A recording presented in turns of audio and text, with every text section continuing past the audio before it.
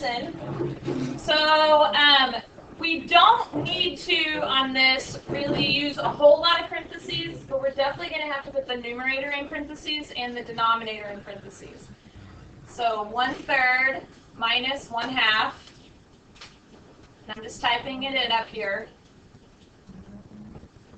And then you don't need to put like the individual fractions in parentheses or anything like that.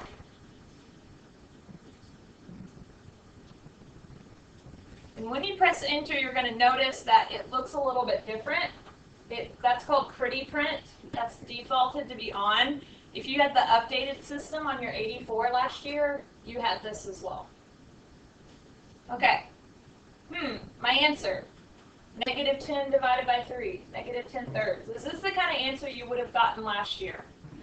No. What was the default on the 84s? A decimal. Okay. The default here actually is, your calculator's pretty smart. It gives you what you think. So let's go ahead and press mode. It's similar to where the mode key was. And if you go down, we can see we're in radians mode. We're always going to be in radian mode, by the way. And I'm just doing mode, and I'm going all the way down. Oops, I passed it, until I see where it says exact or approximate, and you see that little right arrow? I'm going to hit right arrow. So all I did is I went to mode, and I went down to exact approximate.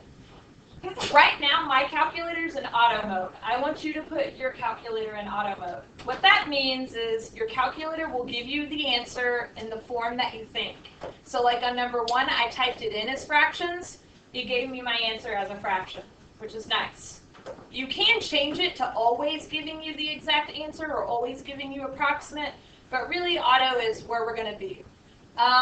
On here, though, it does say to find the approximation. So there's a couple of different ways. There's really like 6 ways to do what I'm about to show you. And so what I want to show you first is what I think is the easy way.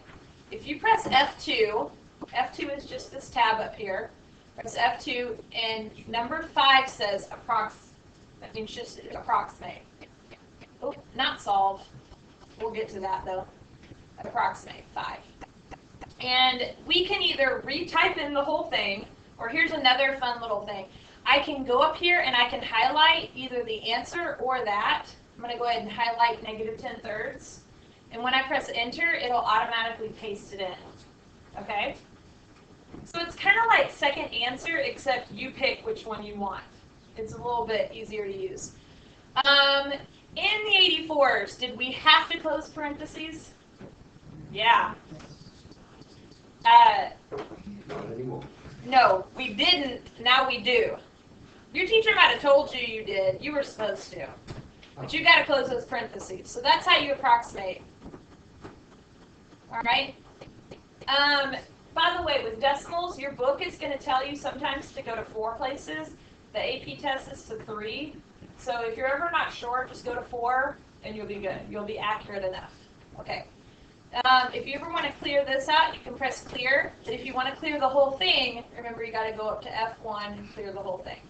So right now, I don't want you just to be writing down -10/3, -3.3333. I want you to write down like what we did. What will help you if you forget how to do this? Okay, so now let's look at problem 2. So in problem 2, we have a natural log and a log. Okay, do you see the LN, natural log key? Oops. Look on the left-hand side. You see this LN above the X? Now on mine, it's yellow, so I'm going to hit the yellow key. Now if you have the titanium, it's going to be blue, and your second key is blue. So just go with the color code, whatever your calculator says. So second X, natural log. And then this is the same as what you had to do with the 83, 84. Whenever you're typing in a mixed number, you could change it to be 22/7. But if I want to go ahead and type it in as 3 1/7, you need to put a plus sign in there. 3 and or 3 plus 1/7. Now we're going to do divided by. And now I need the log key. So tell me, where's the log key? You see the log key. Neither do I. There is some shortcut to the log key, but I want to show you, I don't even remember what it is. I want to show you the catalog. So if you go to the catalog, this is where everything is if you forget. Now it is in alphabetical order, and since log starts with L, I want you to find the alpha L. It's already in alpha, so all you really got to do is find the L, which on these is purple. It's the number 4. And it'll jump you to the L's, and then you can just scroll down until you see log. All right, this is how you find anything you need that you can't remember where it is. Okay, so I just went to the catalog, I jumped to the L's, and then I'm going to type log. You could have actually typed in log as well. There is some shortcut for log, but I can never remember what it is, and it's easy just to go to the catalog. Make sure you're putting the end parentheses on. How to do like delete something? Okay, great. Let's say I put in an 8 there. Just this button right here next to the clear is a true backspace. You really don't need to use the true delete. If you notice, it's like this greenish color here, because delete something in front. You guys, I mean, it's easier just like on a computer when you do backspace. The other nice thing is it's automatically inserting, so you don't have to choose insert. It won't type over what you've already typed, like with the 83, 84. So it's just a little bit more user-friendly that way. If you press clear, it will clear the whole line. So don't do that unless you want to. Now again, I'm going to press enter and look at my answer, natural log of 10. Well, that's nice. Okay, your old calculator you could change something into a fraction, but your old calculator would never have given you simplified a log expression. And the way this simplifies is because of change of base formula, okay? So natural log of 10. Now, I already showed you one way on how to approximate. I'm going to show you the shortcut now. And this is a shortcut worth knowing. If you just press the diamond key, and this key that I'm pointing at, I'm going to call diamond. If you just do diamond, enter, after you've already done something, it will approximate it for you. And I think on mine, I must have the decimal set to 5 or something. I probably should have it set to float, so I'm going to go ahead and change that. Oh, it's on float 6. So I really, you can make it be whatever. I'm going to make it float 10, and then anytime you change something, make sure you press enter. It says enter, save, escape, cancel. If you change something and then just press escape, it won't save it. So you're going to have to keep doing it. All right, so that's that. Let me move this over. Number 3, radians. Remember, this was already in radians. So this is easy. This is the same as what it was before. You just got to find tan. Use the color code. Tangent's yellow, so I'm going to do second tangent. And then 7. The pi button is where it was before. The reason we put this on here is for you to notice what type of answer it gives you. The 83, 84 didn't do this either. Okay, so when you were doing exact values in trig, you couldn't do this. You had to just know what the answer was, maybe type it in, see if the 2 decimals were equal. I'm not saying you don't need to know your trig values. You do, because you will not get to use a calculator on everything in here. But if I do let you use a calculator, then use it. Why mess around doing the trig value by hand? Same thing with the AP test. Use the calculator to your advantage. It'll save you time. So square root of 3 over 3. All right, number 4. What they're really asking you to do here, approximate, sorry, on that last one. Diamond, enter. And that gives you the approximation. You can see here that my decimal now goes out further. So I changed to the mode. All right, on number 4, the old calculator would have given you the fraction. This calculator will, not fraction, it'll give you the decimal. This calculator will actually just simplify that for you. So we got to do second square root. The square root's in a slightly different place. It's over here by multiply. It's second multiply. And so if I just type it in auto mode, if I put in a radical, it'll give me a radical.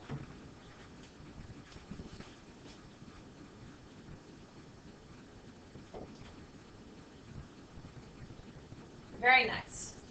7 root 2 minus 3 root 3. So it simplified them, it combined like terms, and all of that. Okay, so it's worth getting to know this calculator. You may be thinking, why didn't we use this one the whole time? Well, they're more expensive, considerably so, than the 83s and 84s. And then, yeah, and you can't really get, the 83 and 84s the school can get for cheaper when you buy a whole bunch. These just don't go get that much cheaper. So we just can't afford to buy that many to lend out to students. All right. So there you go. Yeah, also to a 9th grader, this is calculators a bit much. It does a lot of stuff. So you want the answers whenever it says like 7 times 42, you want the approximate. Well, for right now, I want you to do it both ways. Okay. For later, if I say exact or round or just follow the directions. So last year, would you let us use this calculator on calculator permitted tests? No, I did not let my pre-cal students use this last year. But I mean, you could just like sneak it in. Well, really, last year at pre-AP pre-cal, did you guys get to use the calculator much at all, ever? So That's fine. I was regular speed. yeah. So maybe regular, you wish you knew about it. All right. Okay. So you can use this though on the SAT.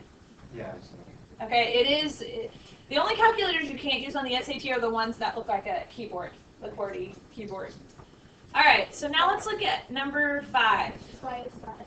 You can't use a QWERTY because you can store a lot of information.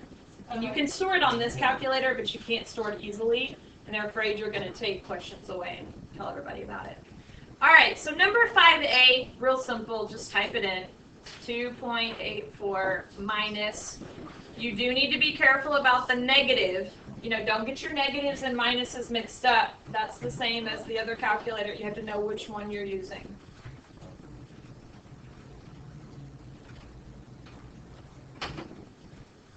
Okay, so I typed in decimals, it gave me a decimal. So calculators, you can just highlight the thing and then you can type something in its place. Actually, use it. So if I want to, like on part B, is this what you're asking? Like change this, or you're just I in just general? accidentally typed in 4.242. Whoops, didn't mean to do that. Okay, so if I wanted to change this, you would just do backspace, backspace, and then type in what you want. Yeah, it is a lot easier than the whole delete insert thing from before. Oops.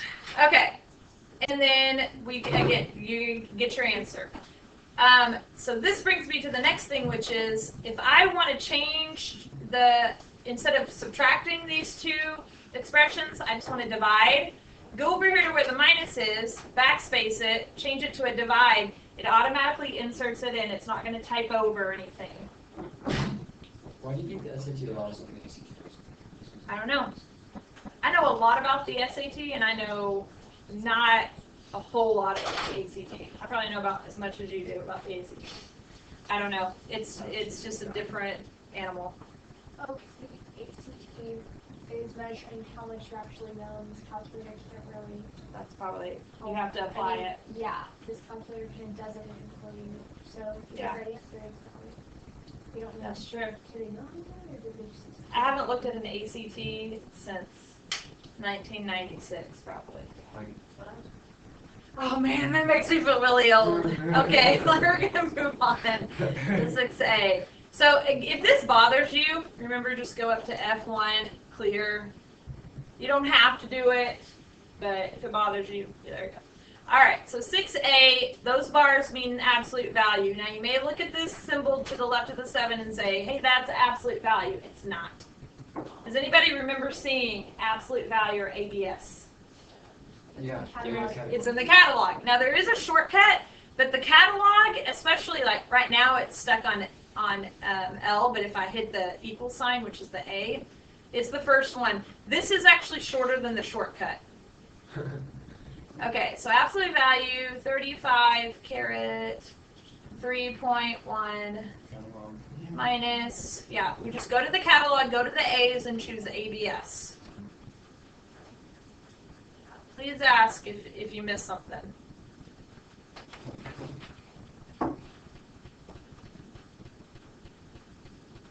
So again, I put in decimals, it gives me a decimal answer. I don't think I would really be concerned with the exact answer on this anyway. That wouldn't really make much sense. Okay, so looking at part B, it's just like part A, except instead of taking absolute value, I want to take the square root. So I'm going to hit the left key right over here. I'm going to backspace up ABS, and I'm going to insert, which it automatically does, a square root, and it created another parenthesis, but I don't need that, so I'm going to backspace. You really don't need to use insert and delete, which are like the two keys behind the backspace. You really shouldn't be using those unless you just really want to. And so that's how you can kind of change it up. I'm not going to go into storing values today, although this calculator does do it. It's just like the 8384. Okay?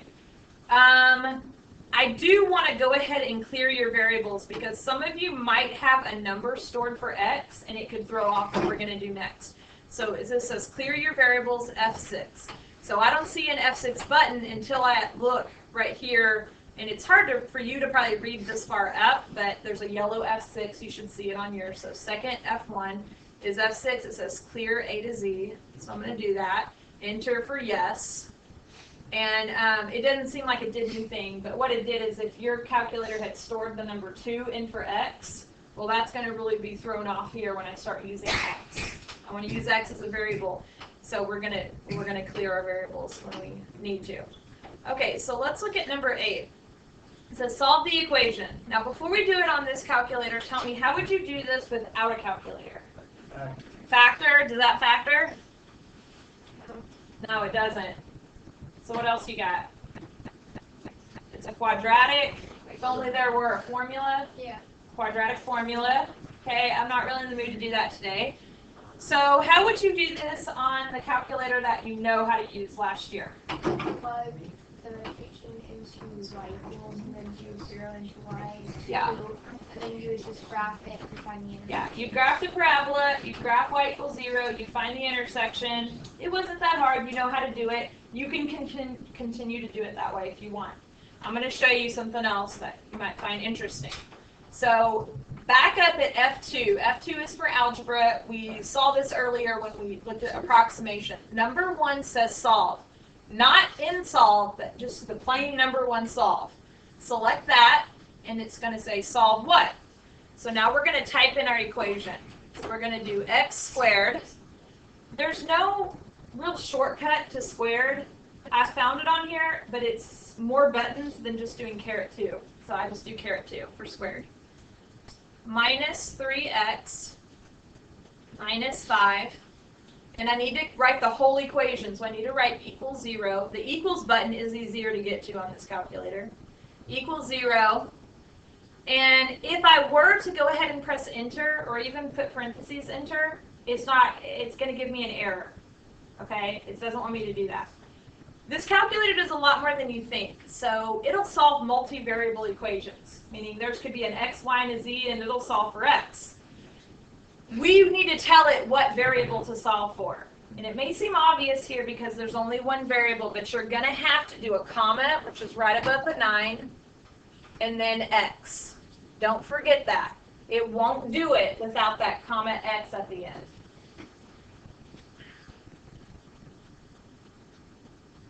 And it gives us our answer, and it kind of looks like quadratic formula. It doesn't look exactly like really the 3 should be in front. It should be 3 plus or minus the square root of 29 all over 2. I don't really care how you write it down for this. And then to approximate the answer, the diamond, enter. There you go. Oh,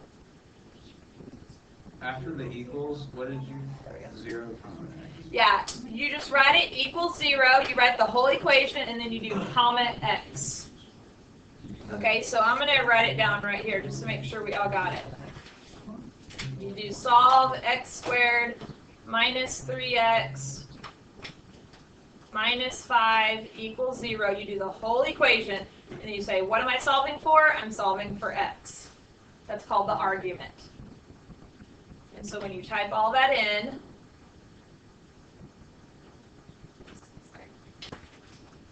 and then you can approximate it. Now, because of these decimals, you're going to have to go up here and highlight it and scroll over to actually see the second one.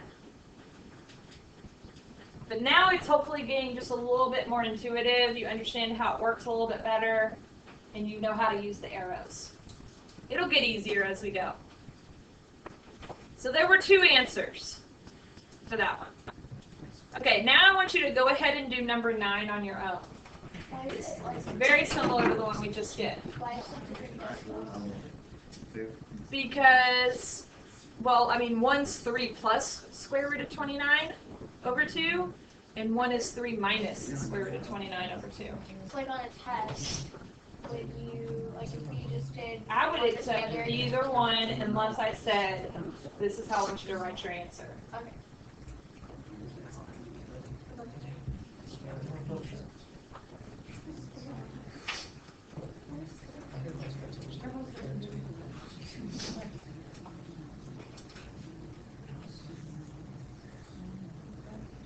If it's not letting you do it, please ask me.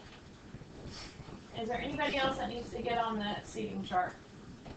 I mean, it's not really a seating chart yet. I've moved them around, but everybody's on here? See everybody?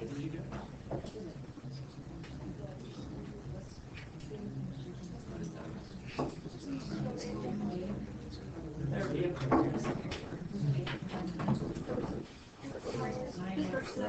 Sure.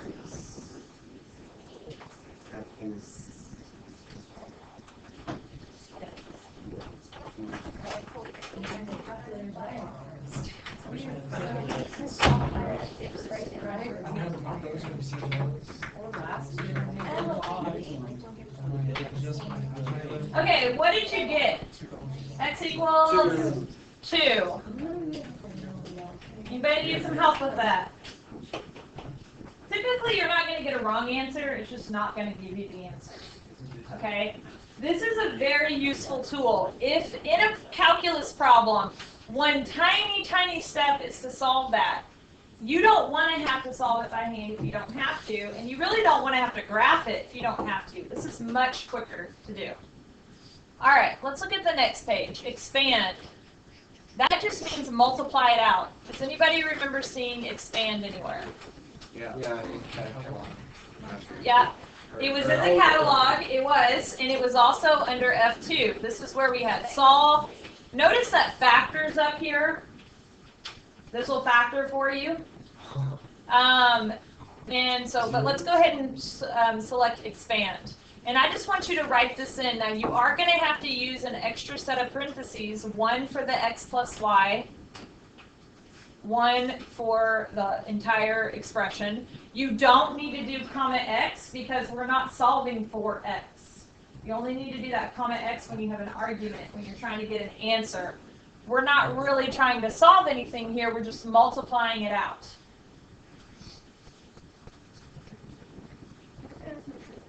And so that's what that would be. If you had to write out x plus y in parentheses times x plus y times x plus y, and you FOILed 2 of them, or you distributed 2 of them, and then you distributed the third, and you combined all your like terms, that's what you would get.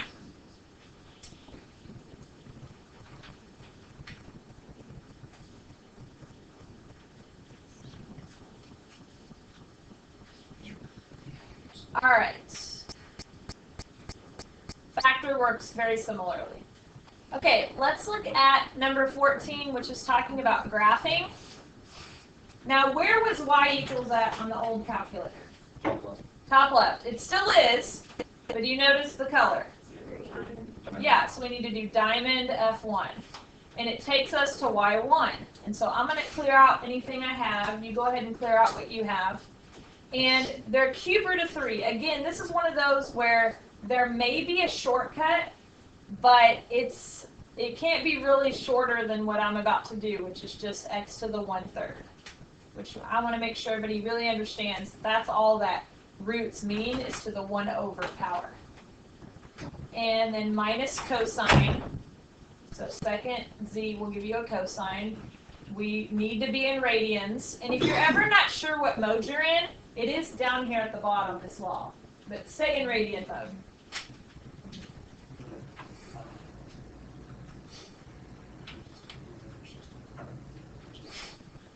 And in order to graph this, I really need to do a zoom. I don't want to just press graph because I have no idea what the window is. So we could set the window manually. We could do a zoom. There's no zoom key, like it used to be right here in the middle, but there is an F2 zoom. So I'm going to hit F2 zoom, and then 6 is a pretty standard window. That's why it's called zoom standard. It's the 10 by 10. So this is kind of weird because it looks like a cosine curve, but it's like increasing over time. So this is asking us to find the zeros. So what is another word for zero? Roots. Roots, what else? Solutions. Solutions, what else? Zero. X-intercepts. So if I come up here to F5, and this is something you might want to write here, F5 is like the new second trace, or second calc. Remember how you had to go there a lot? F5 is like that. Value, 0, min, max, intersection, and then the rest of this has to do with calculus. So I'm going to go ahead and select 0, and it says lower bound. So I need to be below the 0, the x-intercept, and I press enter. And then I need to hit the right key until I'm above, and then enter. There's no guess though. You just go straight to it. Yeah. Smash your stuff. And so that's your answer.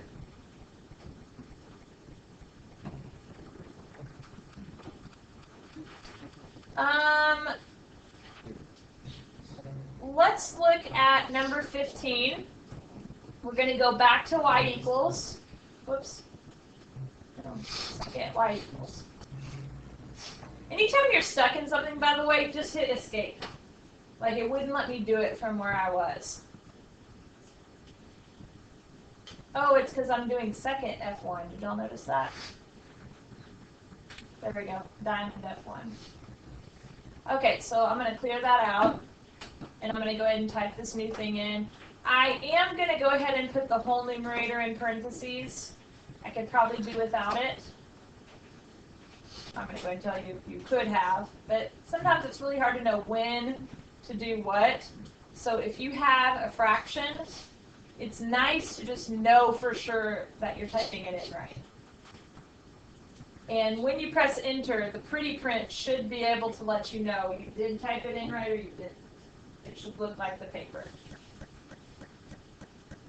Since I already have a Zoom 6, I could do Zoom 6 again, or I could just go ahead and press graph. Do you see how to go straight to the graph? Do you see graph? Yeah. It's F3, so diamond F3. And that would be if you just want to keep the window. And this is really asking us to find the maximum. I can see the maximum right here. And so, do you remember where to go to get all that good stuff? F5. And you would select maximum, and it's going to look a lot like what we did before. It's just not going to do left and right. It's going to say lower bound. Now, if you don't know where you are, just look right here. Okay, lower bound. We are to the left. We're like down below where the screen is. Enter. Then it's going to do upper bound. So I need to go along past the maximum. And then we see maximum there. It gives us the x and the y value. For this course, when I say what is the maximum, I'm talking about the y value. When I say where did the maximum occur, I'm talking about the x value. And that's something I will repeat many more times. All right, we're not going to, in this class, we're not really going to write it as a coordinate, like, as a point. We're going to say the maximum occurs at 1.7337 at x equals 2.0331. Okay, I think this is a good place to stop.